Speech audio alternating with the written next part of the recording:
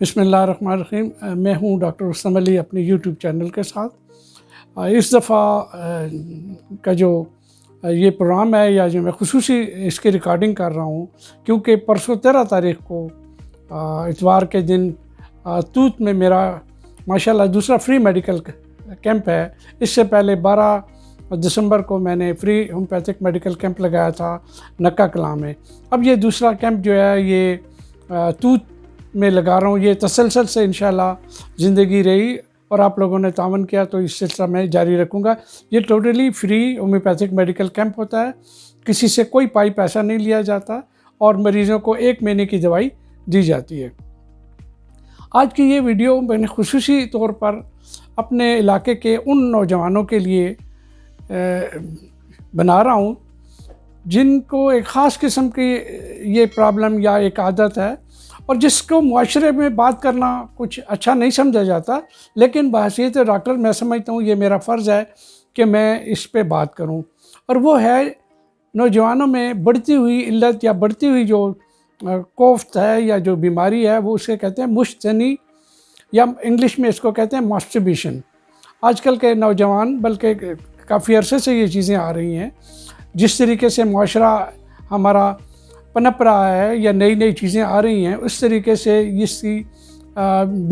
اس میں بھی اضافہ ہوتا جا رہا ہے۔ مشت زنی کی کچھ تاریخ پہ بات کروں۔ قدیم یونان میں ایک شخص تھا اونان کا نام، کہ اس نے اس غیر فطری جنسی عمل کو ابتدا کی تاریخ یہ کہتی ہے کہ اس کا نام اونان تھا، اور اسی کے نام سے پھر اونانزم یا یہ مشت زنی کو کہا گیا جاتا ہے۔ بتاتا ہوں کہ یہ کیوں کی جاتی ہے۔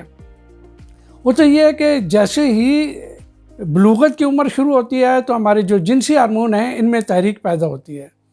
جنسی ہارمونز کے اندر جب تحریک پیدا ہوتی ہے تو ایک انسان کا فطری طور پر مباشرت کی طرف مائل ہونا ایک فطری عمل ہے، اور جب انسان اپنے معاشرے کی، سوسائٹی کی قیود سے ہوتا ہے اور وہ جنسی اعتبار سے بالکل آزاد نہیں ہوتا، چونکہ ہم مسلمان ہیں، ایک معاشرے میں رہتے ہیں، تو یہ جنسی تحریک بڑھ جاتی ہے، اور پھر انسان اس جنسی تحریک کی تسکین کے لیے غیر فطری طریقے استعمال کرتا ہے۔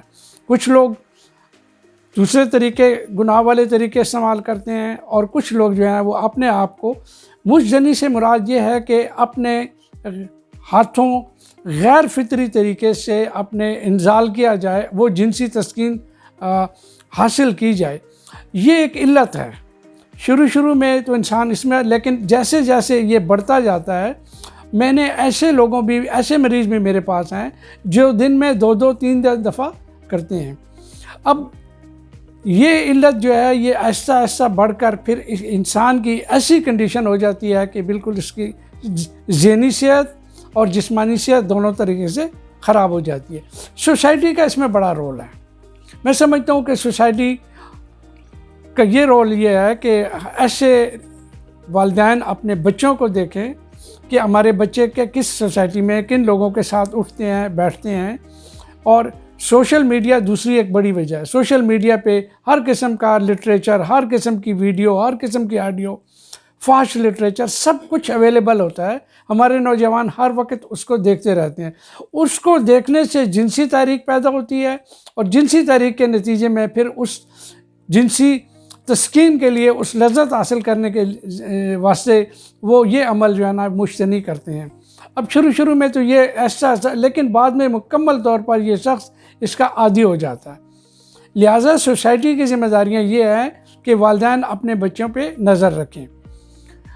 یہ جو والدین اپنے بچوں پہ نظر نہیں رکھتے، کن جگہوں پہ بیٹھتے ہیں، ہمارے بچے رات کتنی دیر تک بیٹھتے ہیں، موبائل میں کیا کھیلتے ہیں، کیا کچھ کرتے ہیں، یہ چیزوں کا جاننا والدین کے لیے یا سوسائٹی کے لیے بہت ضروری ہے۔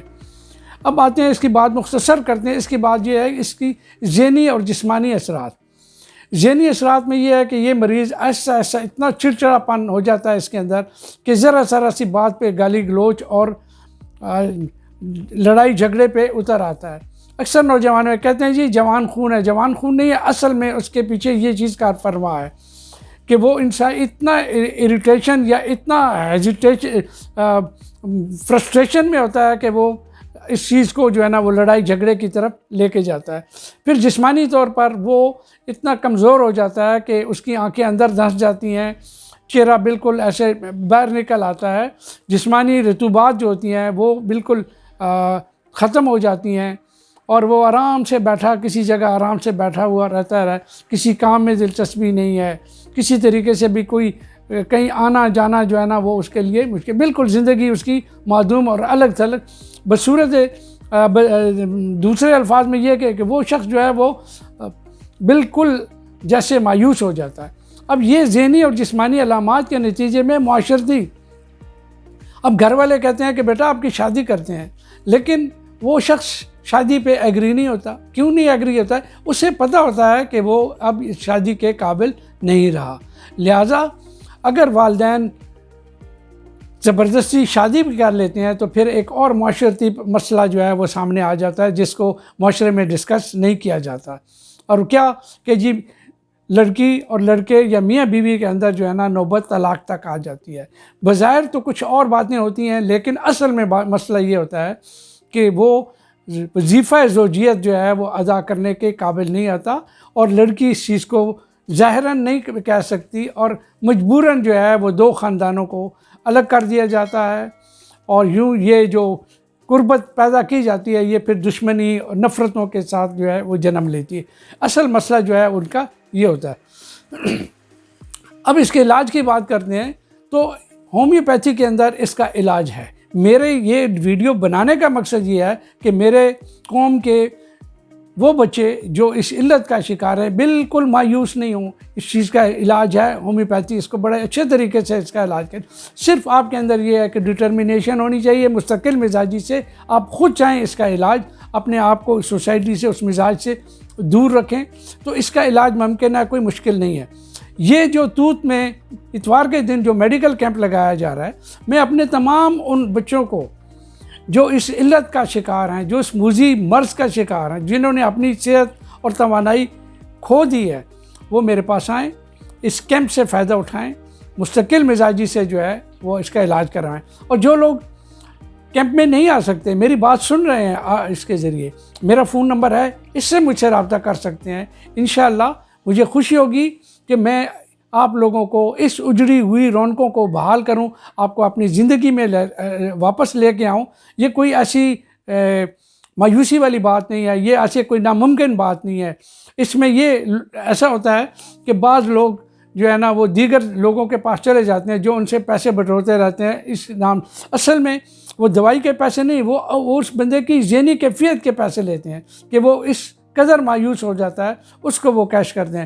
بحیثیت ڈاکٹر یہ میری ذمہ داری ہے, سوسائٹی کے فرد ہونے کی حیثیت سے یہ میری ذمہ داری ہے کہ میں قوم کے ان بچوں کو, اپنے جو میرے گاؤں کے لوگ ہیں, جو میرے علاقے کے لوگ ہیں, جو میری بات سن رہے ہیں, میں ان کو اس چیز سے نکالوں, اس کے ٹریٹمنٹ کروں, اور ان کو میں واپس صحت کی طرف راغب. کیوں کہ جینا ہم سب کا حق ہے, آپ کا بھی میرا بھی ہے.